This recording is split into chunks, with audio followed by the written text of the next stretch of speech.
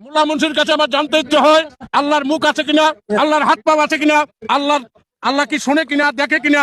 যদি এরকম কিছু হয়ে থাকে তাইলে মোল্লা মুন্সিরা কেন বলে আল্লাহ নিরাকার? দর্শক, বাউল আবুল সরকারের গ্রেপ্তারের প্রতিবাদে দেশ তথাকথিত তৌহিদি জনতার নামে কিছু জঙ্গি মানববন্ধনে বাউলদের উপরে আক্রমণ করেছে, তাদেরকে লাথি দিয়ে মেরে পুকুরে ফেলে দিয়েছে, এরকম ঘটনাও আমরা দেখেছি। যদি এ কথা বলে হাসে দেখেন যে বাংলাদেশের মাটিতে বসে আল্লাহ এবং রাসূল সাল্লাল্লাহু আলাইহি ওয়াসাল্লামের নামে, কোরআনের নামে, সূরা নাসের নামে, কোরআনের বিভিন্ন আয়াত এবং বাক্যের নামে চরম ধৃষ্টতাপূর্ণ বিকৃতি করার সাহস করেছে। আলহামদুলিল্লাহ আজকে দেখছি কোন জায়গায় রে, ওই যে বাউল ফাউল গোষ্ঠীর পিটাইয়া পানিতে পালাইছে, কথা না মানিকগঞ্জ শুরু হয়ে গেছে। আল্লাহু আকবার, তৌহিদি জনতা যাচ্ছে আউল ফাউল বাউলের পিটাইয়া পানিতে নলার ভিতরে আলাইছে। Breaking news. প্রিয় দর্শক, নতুন আরও একটি ভিডিওতে আপনাদেরকে স্বাগতম। টাইটেল এবং থাম্বনেল দেখে বুঝতে পেরেছেন আবুল সরকার বাউল শিল্পী আল্লাহকে নিয়ে কটূক্তি করায় কনসার্টের মধ্যে তৌহিদে জনতা তার উপরে ক্ষিপ্ত হয়ে পড়েছে এবং আলেম সমাজ তার উপরে ক্ষিপ্ত হয়ে পড়েছে। প্রিয় দর্শক, তাকে নিয়ে এবার ঢাকার রাজপথে বিক্ষোভ মিছিল এবং ফাঁসির দাবিতে নেমেছে সাধারণ তৌহিদে জনতা এবং আলেম সমাজ। প্রিয় দর্শক, এবার প্রত্যেকটি বক্তার মুখে মুখে এই বাউল শিল্পীর ফাঁসির দাবি তুলছেন তারা। প্রিয় দর্শক, কি ঘটতে চলেছে এই বাউল শিল্পী আবুল সরকারকে নিয়ে, এখনো কেন বেঁচে আছেন এই দুনিয়ার মধ্যে? প্রিয় দর্শক, চলুন তাই আজকের এই ভিডিওটি সকল তথ্য তুলে ধরবো। তাই ভিডিওটি খুবই ইম্পর্টেন্ট, তাই ভিডিওটি না টেনে সম্পূর্ণ ভিডিওটি দেখতে থাকুন। মোল্লা মুন্সির কাছে আমার জানতে ইচ্ছে হয় আল্লাহর মুখ আছে কিনা, আল্লাহর হাত পা আছে কিনা, আল্লাহ কি শোনে কিনা, দেখে কিনা। যদি এরকম কিছু হয়ে থাকে তাইলে মোল্লা মুন্সিরা কেন বলে আল্লাহ নিরাকার? তাইলে আল্লাহর আকার আছে।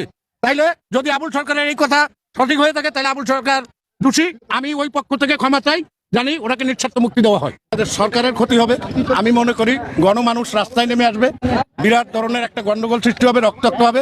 ইসলাম নিয়ে কন্দল করা উচিত নয় এবং রক্তাক্ত ঘটানো উচিত নয়। আজকের এ পর্যন্তই।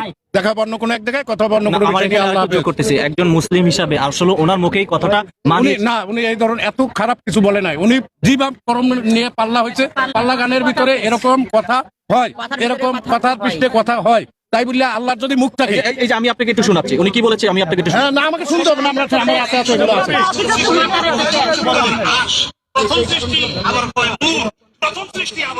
কোরআনে যা বলছে তাই শুনেন না। আল্লাহ যে এক মুখ দিয়ে কথা কয়, আল্লাহর মুখ কয়টা? আসলে কি আল্লাহর মুখ আছে কিনা আমার জানতে ইচ্ছে হয়। এই কাছে মোল্লা মুন্সির কাছে আমার জানতে ইচ্ছে হয় আল্লাহর মুখ আছে কিনা, আল্লাহর হাত পা আছে কিনা, আল্লাহ কি শোনে কিনা, দেখে কিনা। যদি এরকম কিছু হয়ে থাকে তাইলে মোল্লা মুন্সিরা কেন বলে আল্লাহ নিরাকার? তাইলে আল্লাহর আকার আছে। তাইলে যদি আবুল সরকারের এই কথা সঠিক হয়ে থাকে তাহলে আবুল সরকার দোষী। আমি ওই পক্ষ থেকে ক্ষমা চাই, জানি ওনাকে নিঃশর্ত মুক্তি দেওয়া হয়। বাউল শিল্পী আবুল সরকার গান বলতে গিয়ে আল্লাহকে নিয়ে কটূক্তি করেছে, এই সম্পর্কে যদি কিছু বলতেন। অশিক্ষিত মূর্খ, যাদের জ্ঞান নাই, যারা ইসলামের সত্যিকার এবং বাস্তবতা সম্পর্কে জানে না, তারাই এই সমস্ত ভ্রান্ত মতবাদে বিশ্বাস করতে পারে। বাউল বা লালনের যে মতবাদ, এটা সম্পূর্ণরূপে একটা শিরকি, একটা কুফুরি মতবাদ, একটা নাস্তিক্য মোনা মতবাদ এবং একটা ইসলাম বিদ্বেষী প্রজেক্ট হচ্ছে বাউল এবং লালনের প্রজেক্ট। দুঃখজনক হলেও সত্য যে ইউনূস সরকারের অনেক কাজ ভালো হলেও এই সরকার লালনবাদকে অনেক প্রমোট করার চেষ্টা করেছে। কেননা এই সরকারের উপদেষ্টাগুলোর মধ্যে এক দুজন উপদেষ্টা আছে যারা হচ্ছে লালন মতবাদে বিশ্বাসী। এই লালন মতবাদে বিশ্বাসী উপদেষ্টাগুলোর কারণেই এই লালন মতবাদের এই বাউলরা এত বেশি আস্কারা পেয়েছে, এত বড় স্পর্ধা দেখিয়েছে যে বাংলাদেশের মাটিতে বসে আল্লাহ এবং রাসূল সাল্লাল্লাহু আলাইহি ওয়াসাল্লামের নামে, কোরআনের নামে, সূরা নাসের নামে, কোরআনের বিভিন্ন আয়াত এবং বাক্যের নামে চরম ধৃষ্টতাপূর্ণ বিকৃতি করার সাহস করেছে। যেটা আমি বলবো যে এই সরকারের কিছু উপদেষ্টার সায় দেওয়ার কারণে সম্ভব হয়েছে। এবং এখানে আপনাকে আরেকটা জিনিস মনে রাখতে হবে যে এগুলোর আলোকে ওয়াহাবি এবং সালাফি এই নামটাকে কিন্তু কালার করা হচ্ছে। তো এই নামটাকে কি শুধু আজকে কালার করা হয়েছে? না, ওই ব্রিটিশরা যেদিন থেকে ছিল সেই দিন থেকে এই কবর মাজার পূজা আর এই বাউল ফকির টকির এদের নিয়ে আমাদের কোনো সমস্যা ছিল না। ওই ব্রিটিশদেরও সমস্যা ছিল ওয়াহাবি সালাফি, কেননা তারা মুভমেন্টে বিশ্বাস করে, তারা সক্রিয় থাকে। তো এই যুগে এসেও আবার শুরু হয়েছে, আল্লাহ হেফাজত করুক। যে মাদ্রাসা মসজিদের উন্নতিকল্পে মাহফিল, তো এখানে সম্মিলিত মোনাজাত হয়, এ বিষয়ে কিছু বলবেন?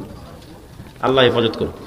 আমাদের বক্তব্য স্পষ্ট, আমি আল্লাহর জন্য আপনাকে ভালোবাসি। প্রশ্ন, এক মাদ্রাসার উস্তাদ অন্য মাদ্রাসার উস্তাদকে দেখতে পারে না, এই বিষয়ে কি বলবেন?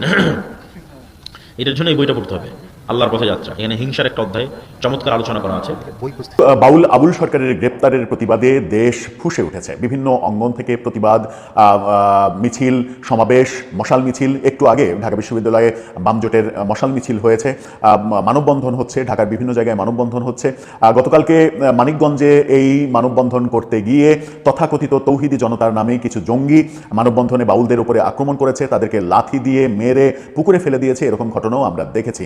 এখন এসে বিভিন্ন নাস্তিকরা, সুশীলরা, বামরামরা, শাহবাগীরা, এমনকি দুদিন আগে গজিয়ে ওঠা কোনো রাজনৈতিক দলটা পর্যন্ত বলছে আর একজন লোকের ভিন্ন মত থাকতেই পারে, তাই বলে হুজুররা তার বিরুদ্ধে উগ্রতা দেখাতে যাবে কোন দুঃখে? নাউযুবিল্লাহি মিন যালিক। আল্লাহর গালি দাও নাকি ভিন্ন মত? এটা তো হয় না, বরঞ্চ যে যার নুন খায় তাকে তার গুণ গাইতেই হয়। দেখেন না আজকাল বাউলরা পর্যন্ত কি ফাইজলামি শুরু করে দিয়েছে। আবুল সরকার নামে 2 পয়সার বাউল, নাউযুবিল্লাহি মিন যালিক, আমার আল্লাহকে নিয়ে যে কটূক্তি করেছে, ইসলামী রাষ্ট্র ব্যবস্থা থাকলে তো এতক্ষণ আর কল্লাই বাকি থাকার কথা। এমন নিকৃষ্ট শব্দ, যে শব্দটার আল্লাহ রাখেন, দুনিয়ার কোন মানুষের সামনেও কোন ভদ্রলোক উচ্চারণ করতে পারবে না, না তাহলে কুফর নাবাসত হিসাবে বলা যায়। তার বাক্য হলো এতটা নিকৃষ্ট, সে বলে সে নাকি আল্লাহর কথার গোয়াও পায় না, আগাও পায় না। এমনকি তার বাক্য হলো আল্লাহর কয় মুখ, আল্লাহর তো আমি মুখেরই আগামাথা বুঝি না, কোনটা তার মুখ আর কোনটা তার, এমন একটা শব্দ এটা আমার মুখে আনাই সম্ভব না। এই বাক্যটা বলেছে, বেয়াদবি করেছে সরাসরি কার সাথে? দরকার ছিল না অন্তত এই ব্যাপারে সমস্ত মুসলমান, অন্তত আর কাফের রাখেন, অন্তত সমস্ত মুসলমান ঐক্যবদ্ধ থাকবে। ওই মানিকগঞ্জের এক কুলাঙ্গার, আমি তাকে কুলাঙ্গার বলছি, এই আবুল সরকার নামের এক ফালতু বাউল আল্লাহ পাককে নিয়ে কি কটূক্তি করেছে, আগে এটা একটু শুনেন, তারপরে আমি মূল আলোচনায় যাচ্ছি। আপনারা একটু শোনা দরকার মুসলমান, দেখেন কি বলে। আল্লাহর কথার কোনো গোয়া মাথা আমি কিছুই পাই না। মাথা কোনটা গোয়া কোনটা? ইস, নাউজুবিল্লাহ, জোরে বলেন, আরো জোরে বলেন নাউজুবিল্লাহ। এই বদমাশ বলতেছে আল্লাহর কথার নাকি সে গোয়া মাথা কিছুই পায়নি। এটা কি কোরআনকে তাচ্ছিল্য করা নয়? আল্লাহ পাকের কালামকে তাচ্ছিল্য করা নয়? আল্লাহকে নিয়ে কটূক্তি নয়? আল্লাহকে নিয়ে, রাসূলকে নিয়ে কটূক্তি করা, এগুলা যদি তোদের বাক স্বাধীনতা হয়, তোদের কল্লা ফেলে দেওয়া আমাদের হাত স্বাধীনতা। রাজি আছেন ইনশাআল্লাহ? আমরা ওপেন বলি, তোরা ওপেন বলতেছিস, আমরা ওপেন বলি। আল্লাহ এবং রাসূলকে নিয়ে অবমাননা কইরা বাংলাদেশে কেউ টিকতে পারে না, তোরাও পারবি না। আমি স্পষ্ট বলি যে এই আবুল সরকার আল্লাহকে নিয়ে কটূক্তি করার পরে এর যদি শাস্তি না হয়, এর যদি বিচার না হয়, ফরহাদ মাজারদের কথা শুনে যদি প্রশাসন আবুল সরকারদের পক্ষ নেয়, এই ফরহাদ মাজার কিশোরগঞ্জের কি বলে মানিকগঞ্জে যাবে। আমিও কথা দিলাম, এই হুজুররা কিংবা ইসলামপন্থীরা যদি নির্বাচন করে চুপ থাকেও, নির্বাচন এমপি হওয়া, খায়েশাত পূরণ করা, আমি চুপ থাকবো না, ইনশাআল্লাহ আমরাও মানিকগঞ্জে যাব। আলহামদুলিল্লাহ আজকে দেখছি কোন জায়গায় রে, ওই যে বাউল ফাউল গোষ্ঠীরে পিটাইয়া পানিতে ফালাইছে, কথা মানিকগঞ্জ শুরু হয়ে গেছে। আল্লাহু আকবার, তৌহিদি জনতা জাগছে, আউল ফাউল বাউলের পিটাইয়া পানিতে নলার ভিতরে ফালাইছে। এইরকম তৈরি ভাই, এই যুবকেরা, এই সমস্ত বেড়া এই সমস্ত তন্ত্রমন্ত্র বাদ দে, গণতন্ত্র দিয়ে হবে না। এলাকা ভিত্তিক তাওহীদি জনতার গোষ্ঠী তৈরি করো, টিম তৈরি করো, ইসলামের বিরুদ্ধে, ইমানের বিরুদ্ধে, কোরআনের বিরুদ্ধে, ইসলামের তাহজিব তামাদ্দুনের বিরুদ্ধে কোন যাত্রাগান পালাগান হতে দেওয়া হবে না। আমাদেরকে আল্লাহ যাত্রাগান করার জন্য পাঠাইছে। হ্যাঁ, যাত্রাগান হলো ইবাদতের মধ্যে পড়ে গেল। মুসলমানের কোন ধরনের কোন সংস্কৃতি ইসলাম বিরোধী হতে পারবে? আলহামদুলিল্লাহ দেখছি মানিকগঞ্জে, মাশাআল্লাহ, সবাই মিলা যখন দৌড়ান দিছে, পানির ভিতরে ঝাঁপ দিছে। খা। প্রিয় দর্শক, এতক্ষণ পর্যন্ত আমাদের ভিডিওটি ধৈর্য ধারণ করে দেখার জন্য আপনাদেরকে অসংখ্য ধন্যবাদ। প্রিয় দর্শক, আসলে দেশের মধ্যে নতুন করে কোনো না কোনো একটা শখ সৃষ্টি হতে শুরু করে দিয়েছে। প্রিয় দর্শক, আসলে বাউল শিল্পী, তিনি তার গান গাবেন, তিনি যা বলেন এটা ভিন্ন রকম কথা হতে পারে। এমনিতে তো গান গাওয়া নিষেধ, না জায়েজ, তারপরও তিনি গান গাচ্ছেন, গান গাইতেছেন, সেটা তার ব্যক্তিগত ব্যাপার হতে পারে, তিনি হয়তো হতে পারেন। কোনো কনসার্টে তাকে দাওয়াত দিয়ে নেওয়া হচ্ছে, তিনি গান গাচ্ছে, সেটা ব্যক্তিগত ব্যাপার, কিন্তু তিনি সেখানে কেন নবী এবং আল্লাহকে নিয়ে কটূক্তি করবেন এবং নবী রাসূলের হাদিস, আল্লাহর কোরআনের আয়াত, বিভিন্ন ধরনের কেন এই সমস্ত কথা বলে আল্লাহকে এবং নবীকে নিয়ে কটূক্তি করায় তৌহিদি জনতার মধ্যে কেন এরকম একটা চাঞ্চল্যকর এবং তৌহিদি জনতার মধ্যে এরকম বিভ্রান্ত কেন সৃষ্টি করছে, তৈরি করছে, কেন এটা করছেন? প্রিয় দর্শক, আসলে আমরা এখনো বুঝতে পারছি না যে তিনি এটা কেন করলেন এবং কি তার কি মন্তব্য নিয়ে তিনি কনসার্টের মধ্যে এই কথাটা বললেন। তাকে কোনোভাবেই তাকে কি ষড়যন্ত্র করা হয়েছে, না কোনোভাবে তাকে বাধ্য করা হয়েছে যে এরকম একটা চাঞ্চল্যকর একটা সৃষ্টি করার জন্য, বিভ্রান্তি সৃষ্টি করার জন্য, যে আল্লাহকে নিয়ে কটূক্তি করা অথবা নবীকে নিয়ে কটূক্তি করা বা কোরআন হাদিস বা ইসলাম ধর্মকে নিয়ে কটূক্তি করার জন্য তাকে কোনোভাবে চাপ সৃষ্টি করা হয়েছে?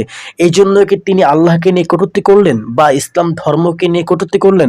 আসলে এটা এখনো বুঝতে পারছে না। তাকে গ্রেপ্তার করা হয়েছে ঠিক, কিন্তু তাকে এখনো কেন তিনি বেঁচে আছেন, এটাই হলো আলেমদের প্রশ্ন। যে আল্লাহকে নিয়ে যে ব্যক্তি কটূক্তি করতে পারে সে তো দুনিয়ার মধ্যে থাকার কোনো প্রশ্নই ওঠে না, কেন তিনি এখনো দুনিয়ার মধ্যে বেঁচে আছেন? প্রিয় দর্শক, আসলে কি ঘটতে চলেছে এই বাউল আবুল সরকারকে নিয়ে? বাউলদের বাউল শিল্পী আবুল সরকারকে নিয়ে এবার চাঞ্চল্যকর একটা ঘটনা ঘটতে চলেছে। চলুন অবশ্যই এই ভিডিওর দিকে আপনারা আজ করতে পেরেছেন। প্রিয় দর্শক, যদি আমাদের এই ভিডিওটি আপনার কাছে ভালো লেগে থাকে তাহলে একটি লাইক করে, শেয়ার করে, কমেন্ট করে সকল বন্ধুদের মাঝে পৌঁছে দেবেন। ধন্যবাদ।